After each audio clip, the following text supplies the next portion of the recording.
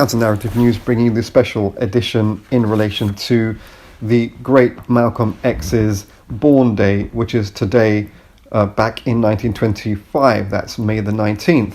There's so much to be said about Malcolm X, born Malcolm Little, and of course one can hardly go into everything here, and would encourage people to research themselves. But a few comments really about what the significance is of Malcolm X in the global situation that we find ourselves today, in a very different situation in many regards than in Malcolm X's timeline of his life, and particularly his political commitment, which ends in February 1965.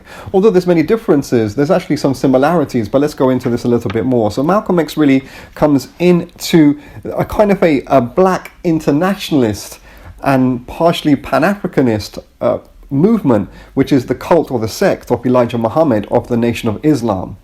Now, Malcolm X comes from a very political family. Nearly all adult members of his family are involved in some form of black resistance. His father was a member of Marcus Garvey's movement. His mother was a committed political revolutionary as well. Ella Collins, his sister, is highly significant in this, as are his brothers. So Malcolm joins the Nation of Islam after a stint in prison. And so this really brings him into, despite the fact that it's a cult, despite the fact that there's some level of manipulation because it's a cult. The cult is a racket of an individual trying to get sex and money out of their congregation. Nevertheless, the political and cultural means by which Elijah Muhammad and the Nation of Islam is doing so, and Malcolm X becomes an ostensible leader of the Nation of Islam very quickly, and the main organizer for its journal, Muhammad Speaks. Malcolm X, through the Nation of Islam and Elijah Muhammad's leadership, despite the fact it being a cult, the politics are that of a black internationalism, rooted in the quote-unquote Asiatic black man, which sees its leadership, particularly of Gamal Abdel Nasser, the radical Arab nationalist and socialist, Pan-Africanist and Arab leader of Egypt, who fights the British in the Suez War, and many other things which we can't go into right now. But because Malcolm X is brought into this type of politics, it throws him deeply into the most radical wings of the third world, quote unquote, and socialist radical struggles, anti-colonial struggles of its day. And this is an interesting tension and contradiction to some of the very conservative right-wing politics and cultural elements of the Nation of Islam, not least the way, the patriarchal way in which they see the family structure, the role of women, and also other things.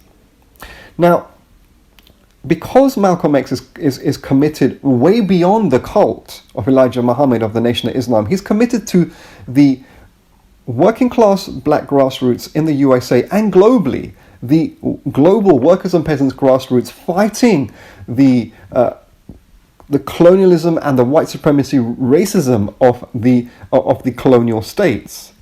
And Malcolm X's martyrdom is in February 1965. Now, the pinnacle of the revolutionary struggle in the 20th century is in and around 1968. But so you can see, as Malcolm X breaks away from the Nation of Islam, he goes deeper. And this is one of the most beautiful things about Malcolm X. On the one hand, he's an uncompromising militant and a radical and a very articulate spokesman in that. On the other hand, he has this deep sense of being a student of revolutionaries and revolutionary communities, of having an incredible ability to listen and to reflect, and to critically self-reflect and critically self-correct often as well. Now, he's focused on the struggle against white supremacy, racism, and colonialism, bases it on his definition of the Black Revolution, which he outlines really well in his very famous, one of his most famous speeches called The Message to the Grassroots. And then he applies this to the global situation of the growing international struggle of the Black Revolution, as he defines it, partially out of the Bandung Conference of the most radical third world states against colonialism in 1955, but in other things as well. So he develops a strategic and ethical and a political lens in understanding all of these put together, from the communist-led Vietnamese resistance against the French and the US in Vietnam, the Land and Freedom Party of the Mau Mau and the allied Asian and African revolutionary forces in Kenya, of the South African struggle, the struggle in Congo against colonialism and its mercenary forces there of Shombe, of the resistance socialist state in the Caribbean, that's Cuba. And then he also visits, he ends up in Birmingham, in Smethwick of all places, defending African, Caribbean and Indian and Pakistani heritage, working class people facing brutal racism from the political parties and the landlords, and also grassroots far-right movements. Just an incredible man, a central source of inspiration, so he should be, for all people of all ages, particularly our youth, who are seeking a model of how to live one's life in a upright and a positive and healthy manner. You couldn't find much better than the great man that is Malcolm X. So to sum up, he is focused on grassroots militancy globally, brings it all together in a framework, uniting militant forces, developing a no sellout type of approach. And what does that mean? It means not doing it for the money, not doing it for any kind of prestige, absolutely not any colonial prestige of any kind of labels of a parliamentary or Congress position or any kind of official pat on the head by the white nationalist superstructure. No, he absolutely, just really passionately rejects that and counter opposes that, instead reaches out to all kinds of grassroots movements globally and also domestically as well, as being stated. Now, in the context today, what does this all mean? What's the significance of all of this? So Malcolm X at his time saw, for example, in the early 60s, China as a positive example of a former colonized country developing a revolutionary struggle, inspiring the anti-colonial and grassroots struggle throughout the world, particularly in the global south, but also in the colonial diasporas within the colonial center in France and Britain and then USA as well. However, after Mao hosts Kissinger and then Nixon in the early 70s, he goes into a more of a narrow Chinese nationalist global approach, hugging closely strategically US imperialism against the Soviet Union and its allies and all the big divisive mess that takes place over there. The point is, Malcolm X is studying closely where are the developing revolutionary forces against white supremacy, racism, against colonial states and colonial frameworks and approaches. So he is right to identify, look, this is how we amass these burgeoning radical forces together. But what about today? So the continuation today is that the politics of colonialism and white supremacy is not just being espoused by the West, but also by the quote-unquote emerging poles in this so-called emerging multipolar world, by other poles, so India, China, Russia.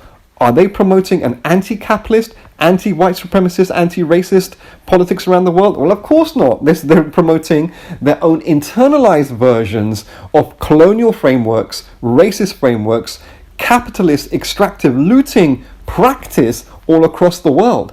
Malcolm X, if we understand him for the time that he lived, we don't know what he would say today if he had lived on to his old age, but what we understand, the Malcolm X of his time would have no time for this nonsense whatsoever and would viciously call all of this out without mercy and really lead revolutionary forces against all of that toxic, racist, capitalist, colonial mess. So let's go back to Malcolm X. Let's go back to the best of Malcolm X. Let's go back to the example Malcolm X gave us.